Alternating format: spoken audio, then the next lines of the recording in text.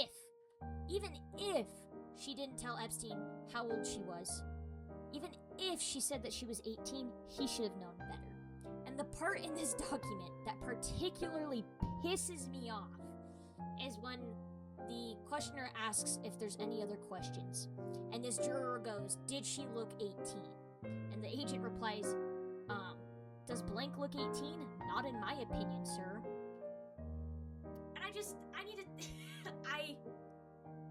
one, of course it's a fucking man that would be saying this. Of course it would be a man.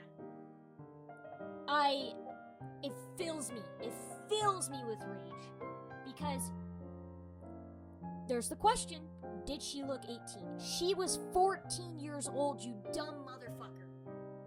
14 years old, and you're gonna sit there and go, well, did she at least look 18? That doesn't fucking matter. She didn't act like an 18-year-old. She's not developed enough to look like an 18-year-old. Her behavior, her immaturity, all of that should have been a giant walking red fucking flag. And regardless of whether or not she was a minor, if she did not outright consent to be touched the way that Epstein touched her, etc., that should not be a question coming out of it. It doesn't matter. She was still abused, right? She could have been 23 fucking years old. She goes to Epstein's house, and if he does all that stuff to her and she didn't consent, that is still a problem. It is so aggravating that there of course will be a single fucking man in this whole thing that goes, did she look 18 though? I hope this guy doesn't have daughters. I hope he doesn't have access to children.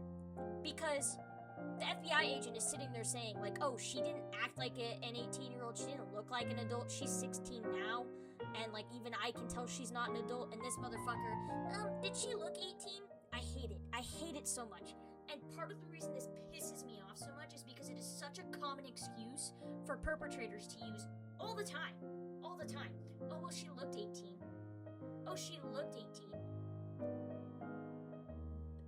If there is even a doubt in your mind that somebody is not legally 18 years old, you should probably ask to see their ID, or better yet, you should just not have sex with them. Because why would you ever put yourself in that position? I have seen it even with my colleagues where, oh, well, she looked older. Really? Because when I look at that girl, I don't see an adult. I look at her and I see a teenager. Oh, well, she was wearing a lot of makeup. Okay.